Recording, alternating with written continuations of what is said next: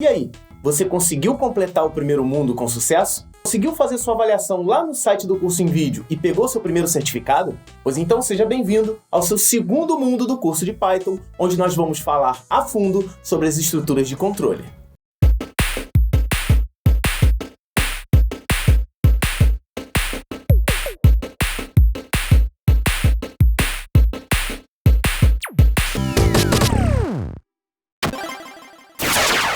Olá, pequeno gafanhoto! Seja bem-vindo ao segundo mundo do seu curso de Python. O meu nome é Gustavo Guanabara, eu sou seu professor e a gente finalmente conseguiu completar a primeira fase desse curso. Se você chegou até aqui e já tem o seu certificado em mãos, já sabe os fundamentos do Python, sabe para que serve a linguagem, já instalou o PyCharm no seu computador, já aprendeu tudo sobre operadores, já viu coisas sobre módulos e a gente viu condições básicas. Depois disso tudo, você fez muitos exercícios, foi lá, completou a avaliação, venceu o chefão e está de volta aqui no segundo mundo para dar continuidade aos seus estudos. A contagem das aulas não vai parar e tá chegando aqui do lado, ó, a fase 12, onde a gente vai dar continuidade aos estudos das condições, mas a gente vai aprofundar, porque nem tudo é só verdadeiro e falso. Agora nessa aula, nós vamos falar, olha aqui, ó, sobre condições aninhadas. E não se espanta com um nome difícil ou um nome esquisito para você. Aninhar é uma coisa muito simples. É basicamente quando você coloca uma coisa dentro da outra. Você vai encaixando as coisas, você diz que você está aninhando as coisas. E em todas as linguagens de programação, incluindo o Python, a gente pode pegar estruturas condicionais e colocar dentro de estruturas condicionais.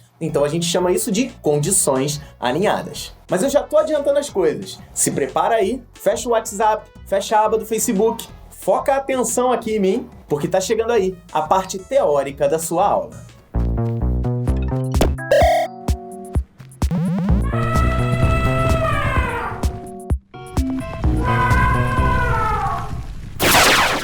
Já estamos aqui no nosso grande quadro negro. Olha, quadro negro. Essa eu desenterrei. Nenhuma escola utiliza mais quadro negro, agora é tudo branco, né? Apesar de que tem umas que estão aí de parabéns, né?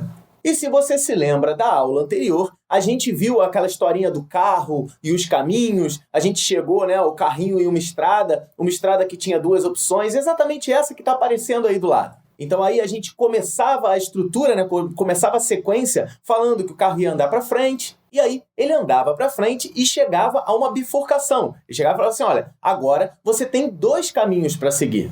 Você tem o caminho da esquerda e o caminho da direita. Só que, como você bem sabe, nem tudo na vida tem só duas opções, né? Ou você vai para um lado ou você vai para o outro. Às vezes, principalmente em estrada, você tem 3, 4, 5 caminhos. Então eu acabei de criar um caminho novo aqui. Eu poderia criar vários, mas para eu te explicar, vou criar só um a mais. Então a partir de agora, eu não tenho mais vire para a esquerda, vire para a direita. Eu tenho 3 opções. E se você estudou lá na aula 11, você sabe que o se só tem 2 opções. Se é verdadeiro e se é falso. Não tem se é verdadeiro, se é falso e se é mais ou menos. Então, quando a gente começa a aumentar os nossos problemas, aumentar os nossos desafios, vão começar a surgir situações que tem mais de uma opção. E como eu disse anteriormente, a estrutura condicional só tem 2 opções. Ou você vai para um lado, ou você vai para o outro. Ou é verdadeiro, ou é falso. Então, se eu for para a direita, eu tenho um caminho. Se eu for, né, as outras opções, eu tenho outro caminho. Durante a aula anterior, você acompanhou comigo, a gente tinha o caminho para a esquerda. Então, se for para a esquerda, eu não vou nem repetir aquilo tudo de novo. Se você ainda não assistiu, ó, aqui em cima da minha cabeça, você tem uma playlist do primeiro mundo. Veja todas as aulas do primeiro mundo, saiba que você já tem um certificado esperando por você. É só você estudar direitinho, fazer todas as atividades, fazer a sua prova final, né, fazer a sua avaliação no final do curso e pegar o seu certificado diretamente no site do curso em vídeo. Então não dá mole. Então, ó, pro lado esquerdo, né, se o cara virou para a esquerda, tem todos aqueles caminhos. Eu não vou ficar repetindo. Se você assistiu a aula 11, você sabe que esse caminho que aconteceu, né, todos lá, ó, vai para frente, vira para direita, para frente, direita, esquerda, para frente, direita e para frente. Aí ele chegava no destino. Na aula anterior tinha o seguinte, se fosse aí pro lado direito da seta, tinha, né, outro caminho. Só que agora, se ele não for para a esquerda, ele tem 2 outras opções. Ou ele vai para a direita, ou ele segue reto. Então, dentro dessa condição, eu tenho outras condições. Então você percebe agora que dentro daquela plaquinha de bifurcação, eu tenho outra plaquinha de bifurcação, porque ela me gera mais 2 possibilidades, que é seguir para frente e virar à direita. Se eu virar à direita, é exatamente igual o que estava acontecendo anteriormente. Então você percebe aí, ó, que lá no final foram criados 3 caminhos. Seguindo para a direita, eu tenho o mesmo caminho da aula anterior. Então, ó, eu sigo em frente, viro para a esquerda, sigo em frente de novo, esquerda e frente. E aí eu chego de novo no meu destino. Só que agora eu criei o terceiro caminho. E esse terceiro caminho, que é essa linha que está aí no meio, ela tem uma outra possibilidade. Então é a terceira possibilidade, que é simplesmente seguir em frente e o carro seguindo em frente chega ao destino exatamente como ele chegava nas possibilidades anteriores. E se você está pensando, Guanabara, então o caminho do meio é sempre o mais fácil, então vai sempre do meio. Não precisa ficar programando esquerda, direita. Só que temos um problema, pequeno gafanhoto. E se o caminho do meio, todo mundo que estiver indo trabalhar, né, no determinado ponto ali, naquele ponto de chegada, resolver seguir pelo caminho do meio? Ali vai engarrafar. Sendo assim, fica melhor você escolher ou da direita ou da esquerda, que fica melhor em determinadas situações. Então, na hora de se programar, nunca se programa pela melhor hipótese somente. Você programa a melhor hipótese, mas você vê quais são as outras possibilidades. Até porque, como eu já disse várias vezes durante essa aula, nem tudo é vá por esse lado, vá por esse lado. Às vezes você tem mais de uma opção. E aí, quem vai utilizar o seu programa vai poder seguir por vários caminhos. E aí, eu tenho que utilizar essa estrutura que está aparecendo aí do lado, que é o que a gente chama, mais uma vez, de condições aninhadas. E agora, eu consigo claramente perceber que tem uma estrutura condicional dentro de outra estrutura condicional. Isso é o que a gente chama de aninhado. E como eu fiz na aula anterior, como eu fiz durante a aula 11, eu vou isolar isso e vou mostrar em forma de código para você. Então, ó, se você perceber o que está se montando aí do lado, ó, eu já tenho o siga e o pare, vai acontecer em todas as possibilidades. Então, eu já coloco eles do lado esquerdo ali coladinho para funcionar todas as vezes. E embaixo do siga, né, o segundo comando, seria um se. Então, vou botar lá. Então, se o carro virar para a esquerda, é exatamente o que eu fiz na aula anterior. Então, ele vai seguir, vai ter todos os caminhos lá, de esquerda, direita, para frente e tudo mais.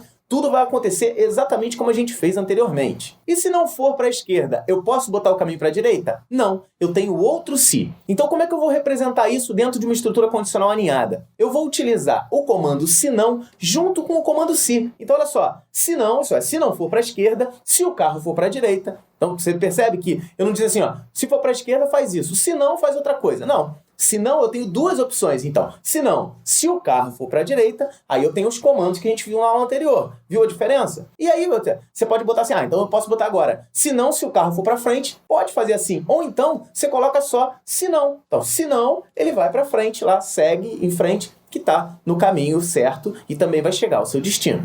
Dá uma olhadinha nesse código que foi gerado aqui do lado e você vai conseguir entender como é que eu consigo colocar uma estrutura dentro da outra. Então eu percebo ali, ó, que se o carro for para a direita, ele está dentro de uma estrutura condicional maior. E isso é possível representar em Python também. Na verdade, dá para representar em todo tipo de linguagem de programação. Só que aqui a gente está estudando em Python. Então nós vamos ver como vai ser feito em Python. Para colocar isso em Python, ó, os comandos que estão em cinza, eu vou manter em cinza porque eles são exatamente iguais. Agora nós vamos lá. Se carro for para a esquerda, a gente viu durante a aula anterior, né? Você tem que ter visto a aula anterior para poder entender essa direito. O se é representado como if. E aí dentro do Python a gente tem aqueles dois pontos ali que é muito importante que você lembre deles. Se você esquecer esses dois pontos, com certeza o seu programa não vai funcionar. Tem muito aluno que me chama, né, quando eu estou dando aula presencial e fala assim, mas Guanabara, meu programa está igualzinho o seu, eu fiz tudo direitinho e ele não está funcionando. Aí eu sempre respondo a mesma coisa. Se não está funcionando, é porque você não fez 100%. Às vezes é uma besteirinha. Às vezes é esses dois pontos ali que está esquecendo. Então, abre teu olho aí, não dá mole. A parte de baixo, lá o se não, a gente já sabe que vira else. Então bota else, dois pontos. E o se não se? Aí você vai falar assim, então beleza. Se é if e o se não é else, é só eu botar else if. E aí vem o Python com mais uma simplificação. Else if é reduzido, é simplificado para elif. Então se aparecer elif, significa else if. E você vai colocar os dois pontos ali, sem problema nenhum. Então você consegue perceber que essa estrutura, que é o que a gente chama de estrutura aninhada no Python, é muito simples. Sempre vai ter que ter um if. Você nunca vai poder começar com um elif. E nem sempre vai ter o else, né? O elif e o else são opcionais. Até mesmo quando você usa elif, o else é opcional. E aí você vai ter lá, se uma primeira condição, ali no nosso caso, carro à esquerda, a gente vai ter o primeiro bloco. Elif, carro direita, vai ter outro bloco. Else, outro bloco. E eu posso fazer, ó, então essa aqui é a estrutura aninhada padrão, é a simplificada. Quando a gente tem 3 possibilidades. E você vai lá, Guanabara, quando tiver 4 possibilidades, você vai gravar mais uma aula? Não, eu já vou te ensinar de uma maneira muito simples como fazer isso. É só acrescentar mais um alif. Então, se você tivesse um 4º bloco, olha só, o primeiro bloco é se ele for para a esquerda, o segundo bloco é se ele for para a direita, o terceiro bloco é se ele ligar uma ré, e se qualquer outra coisa, ele faz o bloco 4. Deu para entender? Importante dizer o seguinte, você pode utilizar dentro de um if quantos elifs você quiser. Você pode usar vários elifs. E o else só pode utilizar ou nenhuma ou apenas uma vez. Você pode ter um if sem else e vários elifs, ou você pode ter um if, vários elifs e um else. Agora, você nunca pode usar elif sem if. Ficou claro? E aí, conseguiu entender tudo direitinho? Pois então, a gente parte para a segunda fase, que é a fase prática.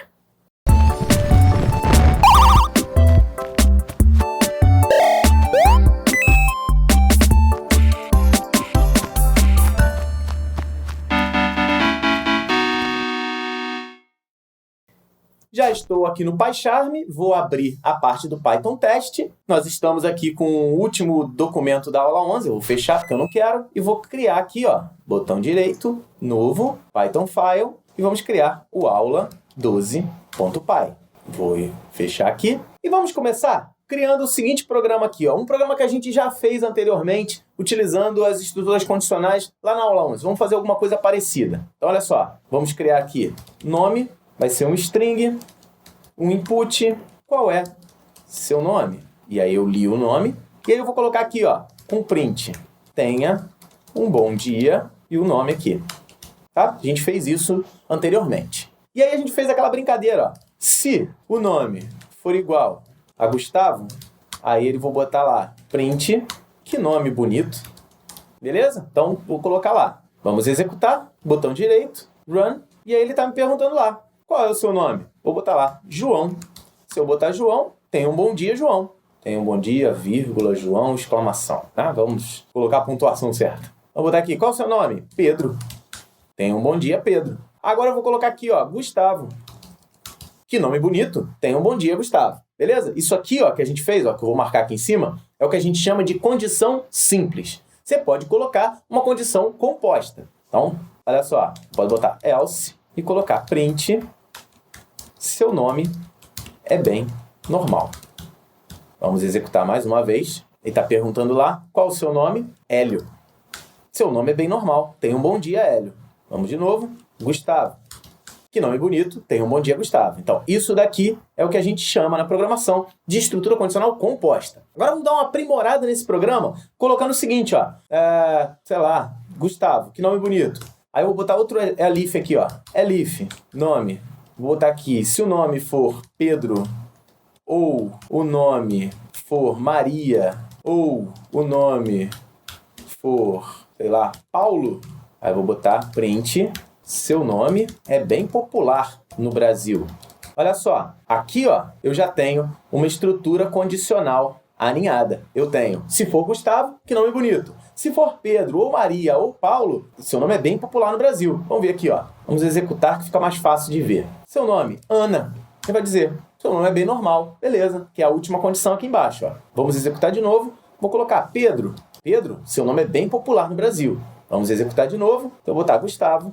Que nome bonito. Beleza? Foi um nome aleatório que eu escolhi aí, sem muitas intenções. Então, ó, percebe que eu tenho um elif. E como eu disse durante a aula, eu posso utilizar vários elifs. Olha só que legal que eu vou fazer aqui, ó. Vou usar um elif da seguinte maneira. Se nome, in, né? Vou utilizar em vez do igual, in.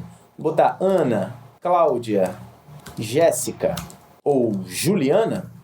Se o nome estiver dentro disso aqui, ele escreve belo nome feminino. Você percebe? Claro que ele não vai conseguir ter uma lista tão grande, a não ser que você programe isso tudo. Mas você percebe, olha o tamanho da minha estrutura condicional aqui. Eu tenho um if, vários elifs e um else. Vamos ver se funciona. Eu vou colocar aqui, seu nome, Ana.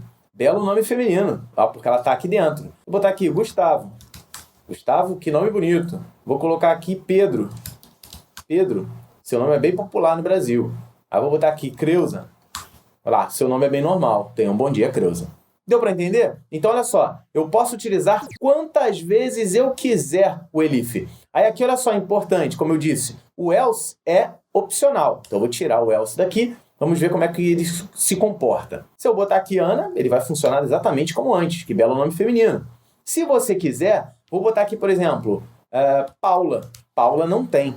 Ele vai simplesmente dar um bom dia. Isso porque eu tirei o else daqui, que dava aquela informação caso não seja nenhuma das possibilidades. Então isso daqui, ó, essa estrutura, deixa eu voltar aqui ao que estava antes. Essa estrutura aqui, ela é uma estrutura condicional aninhada. É o que a gente chama dentro da programação de estrutura condicional aninhada. E mais uma vez explicando, é aninhada porque ela está em formato de ninho. Ela está uma coisa dentro da outra, dentro da outra, dentro da outra. Lembra aquelas bonecas polonesas? Acho que é polonesa. Você coloca uma boneca dentro da outra, uma boneca dentro da outra. A gente diz que essas bonecas estão aninhadas. Eu espero que você tenha entendido esse exemplo simples que eu criei aí. Eu espero que você tenha criado suas próprias opções aí. Mas, como em toda aula de Python, tá vindo aí o chefão da aula, o final da aula. Estão chegando aí os nossos desafios.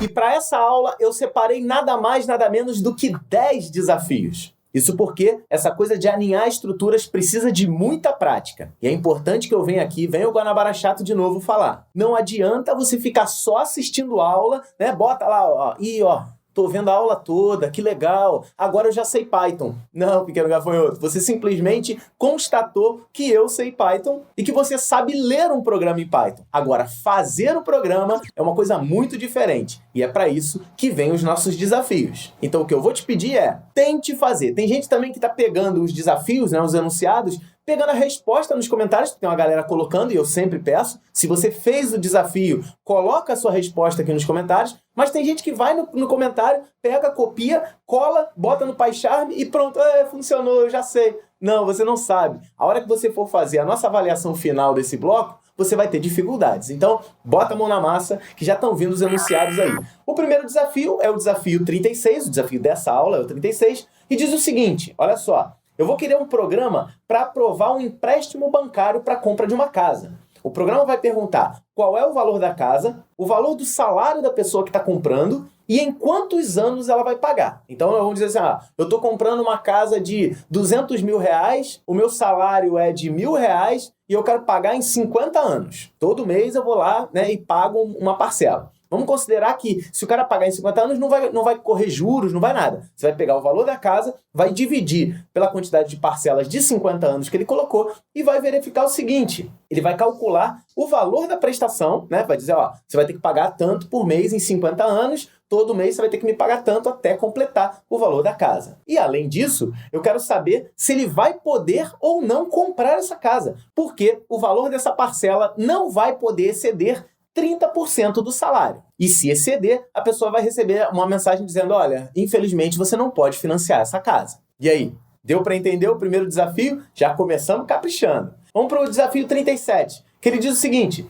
escreva um programa que leia um número inteiro qualquer e peça para o usuário escolher qual será a base de conversão. E se você é um gafanhoto iniciante, está começando a programar agora, deixa esse desafio um pouquinho de lado, dá uma olhada na resposta, porque bases numéricas é um outro conceito muito importante que tem dentro da área de informática, mas que talvez você sinta alguma dificuldade para resolver. E eu já vou deixar uma dica aqui. Se você está com vontade de aprender o que são bases numéricas, né? O cara vai digitar lá, o número 700. Aí o programa vai perguntar, você quer binário, octal ou hexadecimal? Se o cara digitar 1, ele vai converter esse valor que eu digitei para binário. Se não, ele vai converter para octal ou então para hexadecimal. 3 opções e a gente pode utilizar o if aninhado. Se você quiser aprender mais sobre bases numéricas, eu já coloquei aqui em cima, aqui em cima no izinho de interatividade já tem. Já tem 4 aulas que te ensinam como manipular números para poder converter ele entre bases. A gente só está acostumado com a base decimal, que é o nosso sistema de numeração. Mas o computador, como você já deve ter ouvido falar em muitos filmes, em muitas reportagens por aí,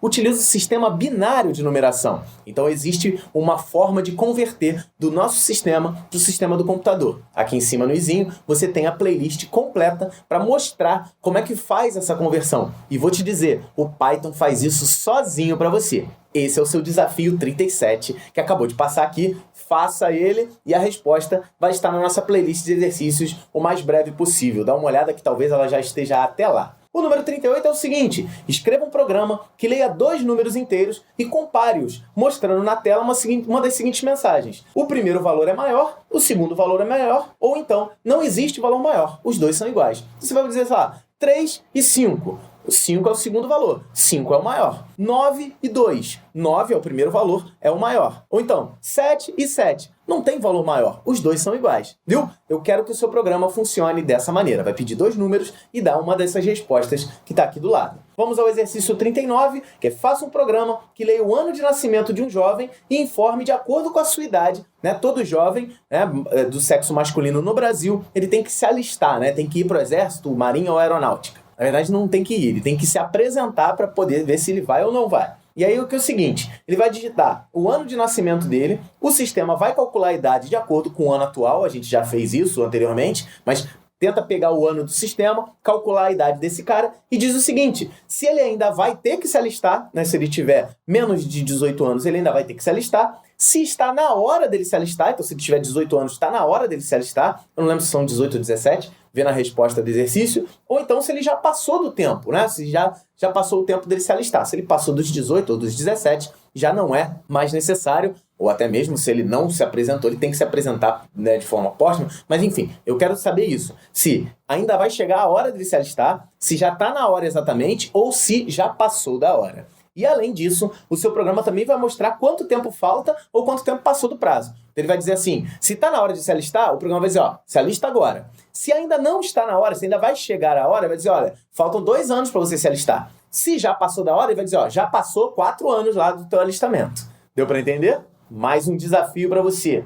Número 40. Crie um programa que leia 2 notas de um aluno e calcule a sua média. Esse é clássico, mostrando uma mensagem no final de acordo com a média atingida. Então, se eu tenho lá, o cara teve a média dele abaixo de 5, ele está reprovado. Se estava entre 5 e 6,9, ele está em recuperação. Se está de 7 ou mais, ele está aprovado. Esse exercício é clássico. Se você quiser, pode até começar por ele. Esse é o exercício 40, por isso que ele ficou no número redondinho lá. No número 41, eu quero o seguinte. A Confederação Nacional de Natação precisa de um programa que leia o ano de nascimento de um atleta e mostre a sua categoria de acordo com a idade dele. E aí você tem uma lista de categorias. Eu tenho até 9 anos, ele é mirim, é um nadador mirim. Até 14 anos, né? Infantil, até 14, passando de 9. Passando de 14 indo até 19, júnior. Passando de 19 indo até 20 anos, ele é sênior. E acima disso, ele é master. Beleza? Vamos botar para funcionar esse programa aí. São várias possibilidades, são várias faixas de valores.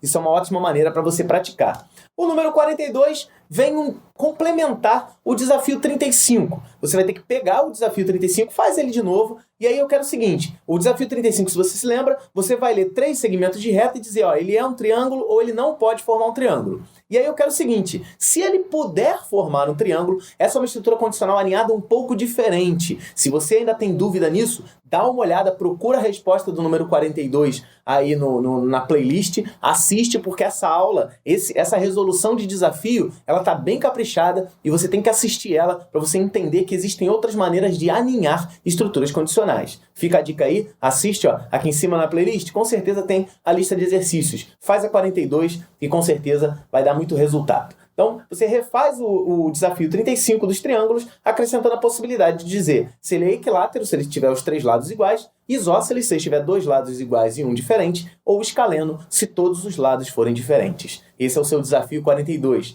Vai dar um trabalhinho. O desafio 43 está chegando aí e diz o seguinte, desenvolva uma lógica que leia o peso e a altura de uma pessoa. Calcule o seu índice de massa corpórea, né, que é o IMC, e mostre o seu status de acordo com a tabela abaixo. Então, o índice de massa corpórea, ele é calculado de acordo com o peso e a altura da pessoa. Então, dá uma pesquisada aí no Google, dá uma googlada aí e vê a forma mais simples de calcular o IMC. E aí você tem as faixas de valores. Abaixo de 18,5, a pessoa está abaixo do peso. Entre 18,5 e 25, está no peso ideal. Com IMC de 25 a 30 é sobrepeso, de 30 até 40 é obesidade e acima de 40 é o que a gente chama de obesidade mórbida, aquela pessoa, né, que é sugerida para fazer operação de redução bariátrica e tudo mais, sugerido, mas enfim, é assim que funciona aqui no Brasil. Calcula o índice de massa corpórea, faz o teste aí de acordo com a faixa e mostra na mensagem qual é a faixa de peso que ela tá. Você percebe? Todos os desafios que estão aqui agora, eles têm várias possibilidades. Inclusive o 44, que é o seguinte: elabora um programa que calcule o valor a ser pago por um produto, considerando o seu preço normal e a condição de pagamento. Então, você vai dizer, qual é o preço do produto? Ah, é tanto. Qual a condição de pagamento?